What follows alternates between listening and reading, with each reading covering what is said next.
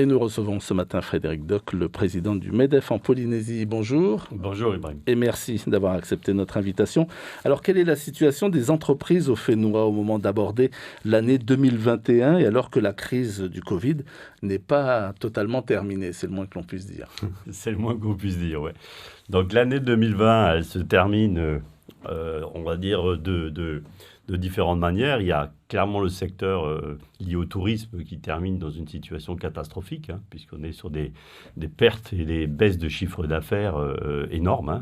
De quel ordre on peut, sur le secteur de l'hébergement, où on peut parler de 80% de moins que ce qui avait été réalisé en 2019. Donc c'est de toute façon très très loin du compte pour pouvoir permettre d'assurer le moindre équilibre. Ça, c'est une chose. À côté de ça, il y a les autres secteurs de l'économie, les autres entreprises, où les pertes ont été un peu plus limitées, puisqu'on est sur du 10-15% en moyenne, c'est-à-dire on est dans les prévisions que le MEDEF avait fait au mois de mai dernier, et tout ça grâce à l'ouverture des frontières, parce qu'on avait à l'époque imaginé 2 scénarios, et le président a décidé d'ouvrir les frontières. Ça a permis effectivement d'assurer un minimum de flux, d'activité, de passage, et c'est ce qui a permis à beaucoup d'entreprises, en tout cas, d'aborder ou de terminer l'année dans des conditions supportable.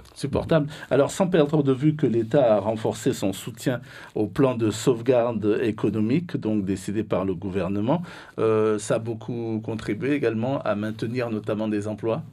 Alors, c'est la partie protection de l'emploi, elle a fonctionné, enfin, c'est surtout l'effort du pays, effectivement financé par un emprunt d'État, qui a permis de maintenir, ou en tout cas de limiter la casse au niveau de l'emploi, puisqu'on n'a perdu que quelques milliers d'emplois. On imaginait en perdre des dizaines de milliers, donc ça a fait ses effets dans un premier temps.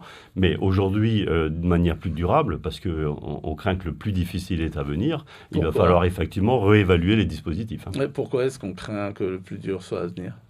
Déjà, on pensait que l'effet vaccin serait beaucoup plus rapide, puisque on l'a vu partout dans le monde, que l'effet est aujourd'hui inverse. D'abord parce qu'il y a une propagation du virus plus rapide dans ces différentes variantes qui fait que plusieurs pays ont décidé de reconfiner, ou en tout cas ont pris des mesures qui bloquent toute la circulation. Et l'effet de ce qui vient d'être pris en métropole ou aux États-Unis sera évidemment extrêmement négatif sur la Polynésie, quoi. Donc, il ne faut pas compter sur le vaccin, c'est ce que vous nous dites. Alors, ça mettra plus de temps, parce que le vaccin, il a aujourd'hui une efficacité qui semble prouver.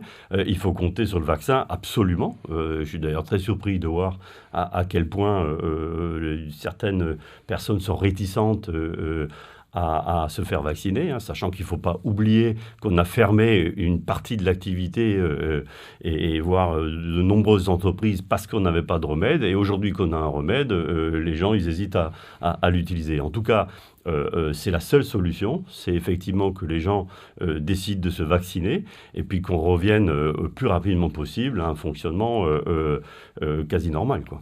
Les entreprises, elles comprennent, elles admettent bien le fait que, par exemple, un dispositif comme le couvre-feu soit prolongé. Alors, vous l'avez vu, les entreprises ont été, en particulier en Polynésie, extrêmement respectueuses des dispositions. Elles ont su s'adapter. C'est d'ailleurs le fort des entreprises, c'est de s'adapter, mais ça peut être que provisoire. Malheureusement, le provisoire, il est en train de durer de plus en plus longtemps, et c'est là où il va falloir qu'on trouve des leviers, des soutiens issus du pays, mais qui seront renforcés par ceux de l'État, qu'il faut absolument mettre en œuvre, et très rapidement, c'est tout le travail du plan de relance, le plan de protection et de résilience qu'a monté le ministre de l'économie et des finances. Ouais. En clair, il faudra plus d'argent. Il faudra plus d'argent. Et cet argent permettra, de préserver les emplois et les compétences au sein des entreprises, mais aussi de soutenir les structures des entreprises, ce qui n'a pas été fait pour l'instant. Pour l'instant, il y a eu effectivement des aides auprès des salariés, et encore insuffisantes par rapport à ce qu'il faudrait faire, et en particulier pour maintenir les compétences élevées dans les entreprises. On n'a pas de dispositif pour ça. Ça fait partie du plan de relance, ça fait partie des sujets dont on a discuté et des propositions qu'on a faites. Et puis, il faut tenir à côté de ça les entreprises. Et tenir les entreprises, c'est-à-dire, ça veut dire participer aux charges fixes des entreprises, comme ça a été fait ou comme ça vient d'être décidé en métropole. Oui, les pertes sont énormes parce que quand on regarde les chiffres d'affaires donc dégagés par les entreprises sur une année, et là donc les aides, les bouffées d'oxygène, l'écart est énorme. Ah oui, c'est clair. Il faut juste se rappeler que le chiffre d'affaires de toutes les entreprises de Polynésie en 2019, c'est plus de 900 milliards. 900 milliards. On est sur une perte de, admettons, 150 milliards. Les chiffres sont en train d'être consolidés sur 2020. Et les aides aux entreprises, en tout cas les aides de l'État, pour prendre que le fonds de solidarité, c'est 6 milliards. Donc 6 milliards à comparer à 150 milliards de pertes, c'est sûr qu'on est loin du compte. Oui, le compte, on n'y est pas. Alors, cela dit, dans ces conditions-là, dans ce contexte, jusqu'où est-ce que les entreprises peuvent faire des prévisions ? La visibilité, elle est jusqu'où ? C'est toute la question. Aujourd'hui, la visibilité d'une entreprise, c'est effectivement ses prévisions de chiffre d'affaires. Le chiffre d'affaires, on l'a dit, dans le secteur de l'hôtellerie, aujourd'hui, il est imprévisible. Et même, on imagine, on a même peur qu'il soit inférieur au peu qu'on a fait en 2020. Tout ça, effectivement, à cause de la fermeture des frontières. Donc ça veut dire quoi ? Ça veut dire qu'il faut, sur certains secteurs, oublier le chiffre d'affaires et penser uniquement à tenir les structures. C'est pour ça que je dis, c'est le moment de soutenir directement les entreprises, autant que les salariés et comme je le disais, les emplois et les compétences. Donc il va falloir faire un effort simultané. Et ces efforts-là, effectivement, ils vont coûter des dizaines de milliards de francs CP. Ouais. Le gouvernement, l'État sont prêts à débourser cet argent ?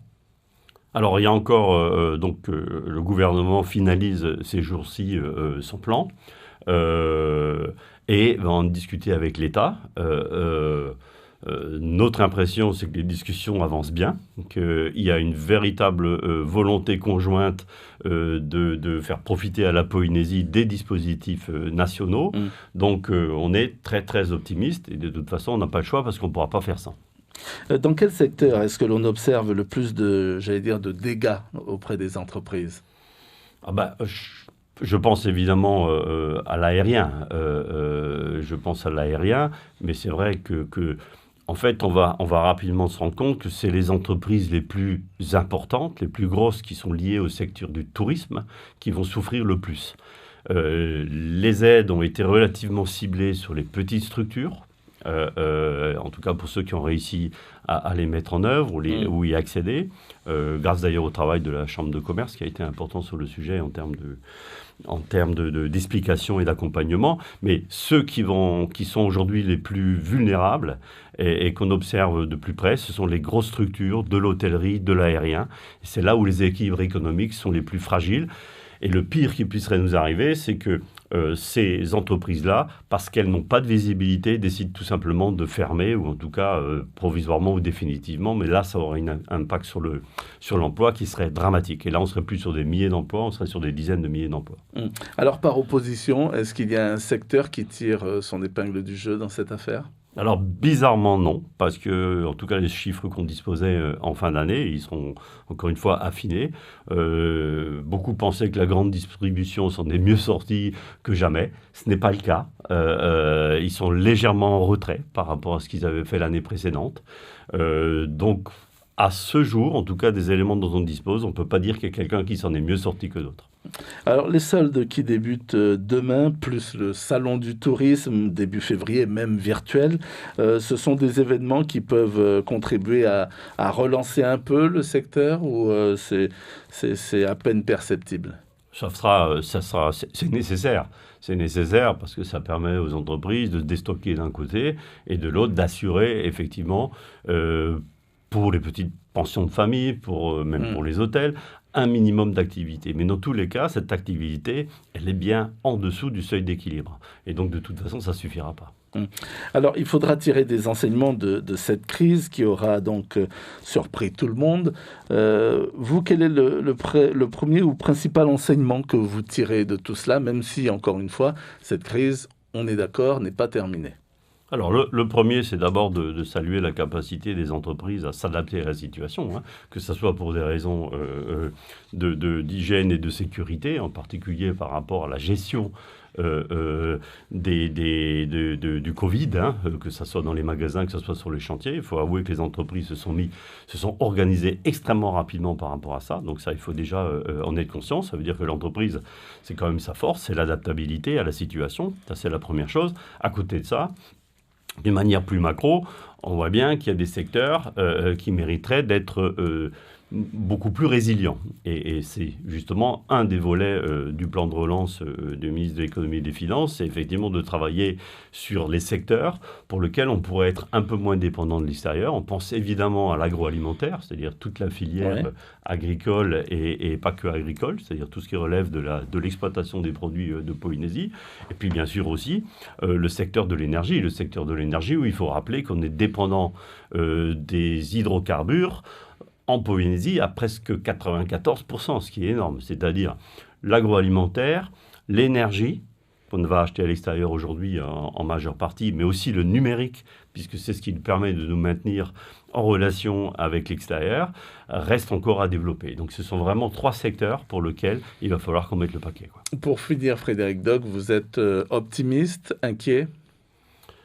Moi, je suis optimiste parce que c'est aussi dans ces moments-là où, et c'est comme ça que ça se passe aujourd'hui avec le gouvernement, on est capable de reposer les choses sur la table et de dire, voilà, il faut qu'on fasse différemment, il faut aussi qu'on fasse beaucoup plus rapidement les choses que ce qu'elles ont été faites jusqu'à aujourd'hui. C'est vraiment une question d'urgence, c'est vraiment une question de survie pour nous. Merci beaucoup, Frédéric Dock, d'avoir répondu à nos questions. Je rappelle que vous êtes le président du MEDEF Polynésie. On aura compris donc que vous comptez beaucoup sur le soutien financier de l'État et du pays à travers notamment le plan de relance. Demain, nous resterons toujours dans le domaine économique avec notre invité puisque nous recevrons Michel Monvoisin, le PDG d'Air Tahiti Nui. Merci.